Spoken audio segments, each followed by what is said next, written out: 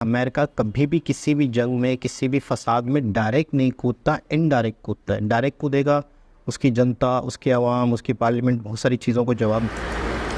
अस्सलाम वालेकुम, नमस्ते, सत श्री अकाल। उम्मीद करता हूँ ठीक होंगे, खुश होंगे दोस्तों। जहाँ रहें खुश रहें, माँ बाप का ख्याल करें, क्योंकि माँ बाप है तो सभी कुछ है। दोस्तों, पूरी दुनिया में एक मुद्दा चल रहा है इस वक्त। यूके के कनाडा के जो प्राइम मिनिस्टर हैं, उनकी स्टेटमेंट की वजह से। अच्छा, वीडियो का टाइटल है US UK Australia rising. Bharat और कनाडा का खालिस्तान विवाद भारत और कनाडा के बीच ना रहकर इंटरनेशनल मुद्दा बन गया है और अब बात आर या पार की हो गई है। दोस्तों, कनाडा के जो मंत्री हैं उनके पास भी इंडियन कम्युनिटी आ रही है और अपने सेंटीमेंट शेयर कर रही है और उन्हें बोल रही है कि कनाडा एक सेफ कंट्री नहीं है। चाहे हिंदू हो, चाहे सिख हो या फिर खालिस्तानी हो, वो सारे के सारे आज कह रहे हैं कि हम सेफ नहीं हैं कनाडा के अंदर। यही कारण है कि अनीता आनंद एमपी हैं, उन्होंने ये सारी बातें बोली और उन्होंने कहा कि हम आपको विश्वास दिलाते हैं कि आप सेफ हो और आप काम रहिए, और इसी के साथ सारी सिचुएशन के ऊपर हमारी सरकार की नजर है। लेकिन असली मुद्दा तो खड़ा हो गया है फाइव आइज कंट्रीज के अंदर, जहां पर एक भारत को लेकर लगातार कंसर्न जारी किए जा रहे हैं। दोस्तों, अमेरिका के राष्ट्रपति आते हैं और वो कहते हैं कि मैं बहुत हाईली कंसर्न्ड हूं क्योंकि भारत और कनाडा के बीच में जो डिप्लोमेटिक रो खड़ा हो गया है। इसके अलावा यूके की सरकार भी आई है। यूके ने कहा है कि हम क्लोज कॉन्टैक्ट के अंदर है कनाडा के अंदर, भारत के साथ कोई क्लोज कॉन्टैक्ट नहीं है, कनाडा के साथ कॉन्टैक्ट में है, और ये एलिगेशन के ऊपर एक जो नजर है उनकी बनी हुई है। तीसरी तरफ दोस्तों, ऑस्ट्रेलिया ने कहा है, उन्होंने भी कंसर्न जारी कर दिया है कि कनाडा के एक जो क्लेम किया गया है भारत के ऊपर, इसके ऊपर हमारा भी कंसर्न है और इस मामले के ऊपर नजर हमारी भी बनी हुई है। दोस्तों, ये सारे कंसर्न जारी कर रहे हैं और इन सारे देशों के अंदर दोस्तों खालिस्तानी बैठे हैं। ये जो आज पन्नू बैठा है जो कनाडा के अंदर धमकी दे रहा है कि भारतीय लोगों छोड़कर चले जाओ कनाडा, जैसे कोई इसके बाप का देश हो कनाडा। यही कारण है कि ये धमकी दे रहा है, लेकिन ये बंदा रहता कहां है? ये बंदा रहता है अमेरिका के अंदर। अमेरिका के जो लीडर हैं उनका चाटुकार है, उनका गुलाम है। और ये जितना भी खालिस्तान की मूवमेंट चल रही है, इसे पाकिस्तान तो चला ही रहा है। पाकिस्तान के पास तो फूटी कौड़ी नहीं है अपना देश चलाने के लिए। ये खालिस्तान की मूवमेंट कैसे चला रहे हैं, कभी आपने सोचा है? दोस्तों, इसके पीछे पाकिस्तान नहीं, पाकिस्तान ने तो धंधा खोल रखा है। पाकिस्तान ने इसके जरिए कमाई करने की एक कोशिश की है और ये कमाई आती है अमेरिका से, ऑस्ट्रेलिया से, यूके से, और भारत को ब्लैकमेल करने के लिए ये खालिस्तान का मुद्दा उठाया जाता है। भारत जब जब कोई बड़ा इवेंट करता है या जब जब भारत के पास कोई ताकत आती है, तब तब भारत को ब्लैकमेल करने के लिए इसी तरीके के एक मुहिमों का सहारा लिया जाता है। दोस्तों, ये पन्नू अमेरिका के अंदर रहता है, कनाडा के अंदर निज्जर रहता था। निज्जर के साथ और भी बहुत से टेररिस्ट हैं, खालिस्तानी टेररिस्ट, जो कनाडा के अंदर रहते हैं। यूके के अंदर भी बहुत से खालिस्तानी टेररिस्ट रहते हैं, और आपने देखा ही था यूके के अंदर इंडियन हाई कमीशन के बाहर किस तरीके से जुलूस निकाला था खालिस्तानियों ने। ये कैसे हो गया जी? ये इसलिए हुआ क्योंकि यूके की सरकार सपोर्ट करती है। यही कारण है कि वहां पर ये ठाठ से रहते हैं और भारत के अंदर इलीगल एक्टिविटी करते हैं। दोस्तों, आप एक एग्जांपल के जरिए देखिए, ओसामा बिन लादेन पाकिस्तान के अंदर, अफगानिस्तान के अंदर रहता था। उसने कभी वो वहां पर गया था अमेरिका के अंदर, लेकिन उसने इस तरीके की बमबारी करवाई और इतने लोग मरवा दिए। अमेरिका ने ना आव देखा ना ताव देखा, अफगानिस्तान के अंदर चढ़ दौड़ा और सारी तबाही मचा दी, और आखिरी में पाकिस्तान के अंदर आकर उसको ठोक दिया। और वही चीज ये निज्जर कर रहा है, वही चीज ये पन्नू कर रहे हैं, वही चीज ये खालिस्तान के टेररिस्ट भारत के अंदर कर रहे हैं। और इसका जवाब जब भारत की सरकार देती है, इन लीडरों के पास जाती है कि मुद्दे के ऊपर बात करो, इनको हमारे पास सौंपो, तब इनका जो स्टैंड होता है काफी निराशाजनक होता है।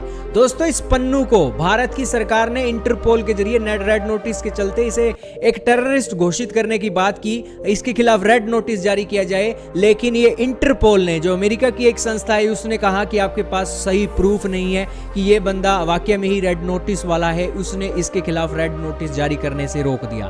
तो इसके आपको पता लगा होगा कि पन्नू जो है ये एक अमेरिका की सपोर्ट के अंडर रहता है।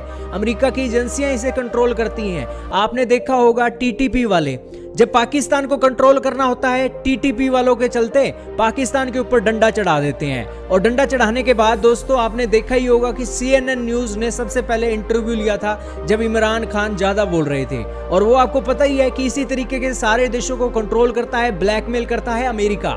और जहां भी टेररिज्म की बात आती है तो उस टेररिज्म के पीछे दोस्तों आपको कहीं ना कहीं ये अमेरिका नाम का देश दिखाई देगा, क्योंकि इसके हित जुड़े हुए हैं। अमेरिका के लिए इस दुनिया में कोई देश उसका दोस्त नहीं है दोस्तों, उसके इंटरेस्ट उसके सबसे बड़े दोस्त हैं। और यही कारण है कि सारी जहां पर जो जड़ है वो अमेरिका है। अब दोस्तों ये एक खालिस्तानियों का ये इशू बना है। कनाडा के अंदर क्यों बना है? कनाडा का भारत से कोई ज्यादा लेना देना नहीं है। भारतीय कम्युनिटी कनाडा के अंदर रहती है। इसके अलावा कनाडा और भारत का ट्रेड भी इतनी बड़ी संख्या में नहीं है। कनाडा के अंदर रहते ही 4 करोड़ लोग हैं। भारत के साथ अगर रिश्ते खराब भी हो जाएंगे ना कनाडा के, तो कनाडा को घंटा फर्क नहीं पड़ने वाला है। यही कारण है कि कनाडा वाले यहाँ पर फुल दबा कर भारत की नाक में दम करके रखते हैं और भारत को ब्लैकमेल करने की कोशिश करते हैं। और इसीलिए अब ये जो समय आया है, ये भारत के लोगों को एकजुट होने का समय आया है। और इन लीडरों की अंडर में बेवकूफ ना बनकर हमें अपने देश के साथ खड़े होने का समय आया है।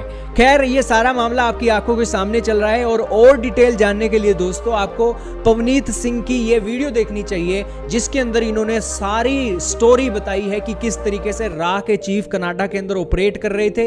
रा के चीफ नहीं, माफ कीजिएगा, रा के ऑफिशियल कनाडा के एक पॉलिटिशियनों से वो बातचीत कर रहे थे।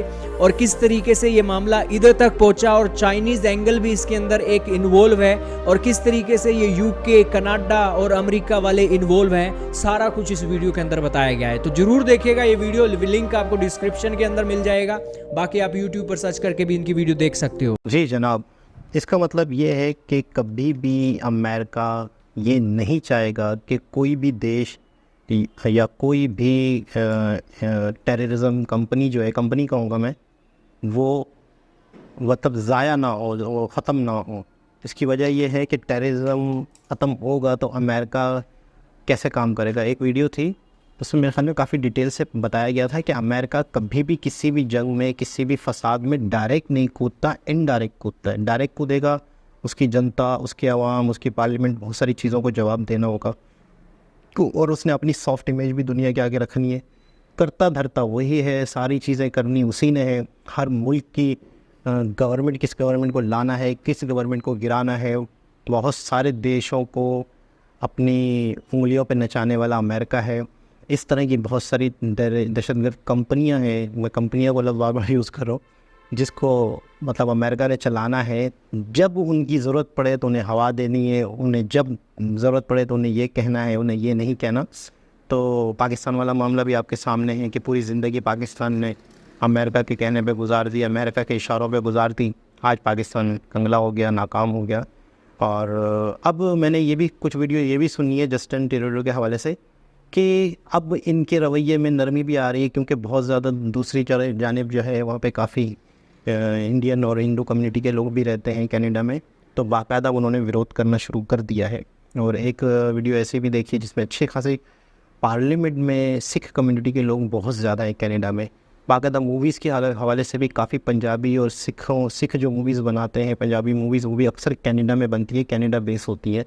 तो बहुत बड़ी तादाद इन फ्यूचर मुझे ऐसा भी लग रहा है कहीं ना कहीं बहुत आगे चल के शायद मतलब मैं ये आप मुझे कमेंट के ज़रिए बताएं कि क्या ऐसा पॉसिबल है या नहीं, कि कहीं वो हाल ना हो जाए जो ईस्ट इंडिया कंपनी ने यहाँ पर हिंदुस्तान में आके पहले आए रहे, फिर आहिस्ता आहिस्ता वहाँ के हर चीज़ के अंदर इन्वॉल्व होते रहे, फिर वहाँ के पॉलिटिशियंस को घेरा, उन्हें अपना किया। तादाद जिनकी ज़्यादा हो, जो किसी माशरे में बहुत ज़्यादा इन होने लग जाए, बिज़नेस में इन होने लग जाए, सियासत में इन होने लग जाए, पॉलिटिक का हिस्सा बन जाए, तो कहीं ना कहीं आगे चल के वो उस कंट्री को ही कैप्चर कर लेता है।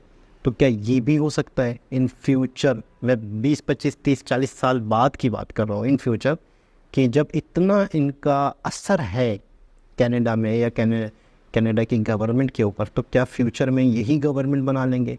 क्या यही वहाँ पे रहेंगे? क्या यही करता धरता होंगे? इनडायरेक्ट तो करता धरता है भी सही एक तरह से, जिस तरीके से ये सूरत हाल नज़र आ रही है। तो देखते हैं आगे क्या होता है।